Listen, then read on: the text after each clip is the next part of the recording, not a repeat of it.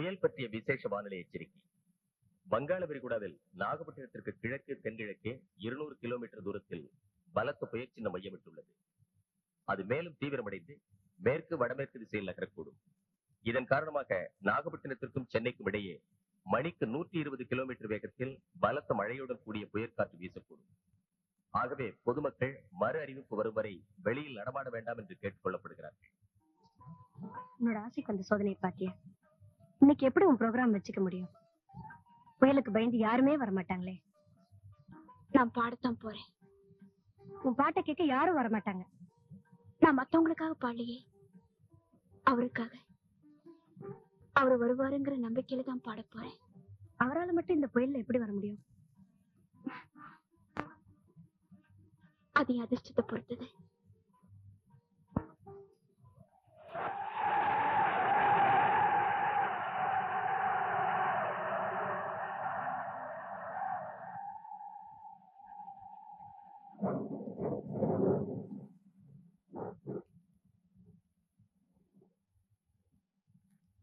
அர்ச்சனா, வெளியே காத்து அதிகமா இருக்கு, மழையும் பெய்யுது. இந்த நேரத்துல போறது புத்திசாலித்தனமா தெரியல. பரவாயில்ல, வா போலாம். Very funny thing sir. Archana வீட்டுக்கு வித்யாசாகர் வந்துட்டு போனதா ஒரு ரூமர். அதை பத்தி என்கொயரி பண்றதுக்காக அவங்க வீட்டுக்கு போறோம்னு ஒரு போன் பண்ணேன். அப்ப அர்ச்சனாவோட செக்ரட்டரி நாங்க கச்சேரிக்கு போறோம்னு சொன்னாங்க. எனக்கு சந்தேகம் வந்தது. அவங்க வீட்டுக்கு போனேன். வீடு பூட்டி இருந்தது. புயல் நேரத்துல ஓபன் ஏர் தியேட்டர்ல கச்சேரி பண்றதுக்கு அர்ச்சனாவுக்கு என்ன தைரியம் இருக்கணும் சார்? இந்த புயல் நேரத்துல யாருமே பாட்டை கேட்க வரமாட்டாங்கன்னு தெரிஞ்சும் அர்ச்சனா ஏன் பாட கிளம்பணும்? There is something fishy.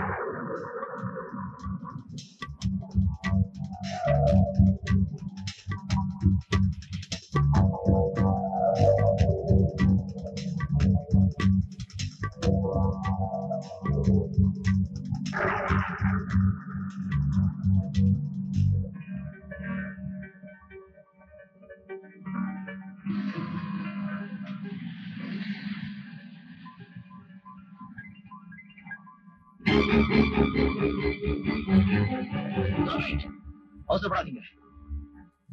நான் உங்ககிட்ட சரணடைத்தான் வந்திருக்கேன். இனிமே நான் தப்பிக்க போறதில்ல. இனிமே ஒளிஞ்சு திரியற சக்தியும் எனக்கு இல்ல. இப்ப நான் சொல்ல போறதெல்லாம் சத்தியம். பல பேரை ஏமாத்துறதும் நான் தான், பாமாவை கொலை பண்ணதும் நான் தான். உங்களை எல்லாரும் ஏமாத்தி நான் வாழ நினைச்சேன். அது என் முட்டாள்தனம். போக போக என்னால வாழ முடியாதுன்னு நான் தெரிஞ்சுக்கிட்டேன். நீங்க தெரிஞ்சுக்க வேண்டிய விஷயம் ஒண்ணு இருக்கு. என்ன போதைக்க ஒருத்தரை நீங்க வேண்டிக்கிட்டு இருக்கீங்க. அவனு உயிருக்கு பயந்து ஓடி ஒழிஞ்சிட்டு இருக்கான். அதுக்காக நீங்க தான் வெட்கப்படணும். இப்ப உங்களுக்கும் சொல்றேன், என்ன மாதிரி இருக்க அவனுக்கும் சொல்றேன். இனிமே என்னால யார் வாழ்க்கையும் பாதிக்கப்படாது. அரஷ்மி, இனிமே ஓடுறதுக்கு என் கால தெம்பு இல்ல, வாடுறதுக்கு தகுதியும் இல்லை.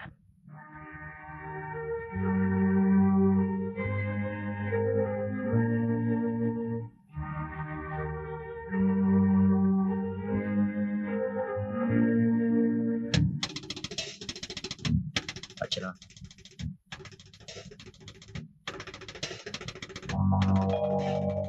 ஜானி பேர்ல இப்ப சொல்ல நினைச்சிருக்கேன். நான் செஞ்ச கொலைக்கு பெரிய தண்டனை காத்திருக்கு. ஜானி செஞ்ச தவறுகள் ரொம்ப சாதாரணம். அதையும் என் கணக்குல சேர்த்திருக்கேன். நான் நினைச்ச மாதிரி வாழ்க்கை எனக்கு தான் அமையல. என்ன போல இருக்கிற ஜானிக்காச்சும் நல்ல வாழ்க்கை அமையட்டும். ஜானி நிச்சயமா வருவான். நம்பிக்கையோட இருங்க. நீங்க ரெண்டு பேரும் நல்லா வாழணும்.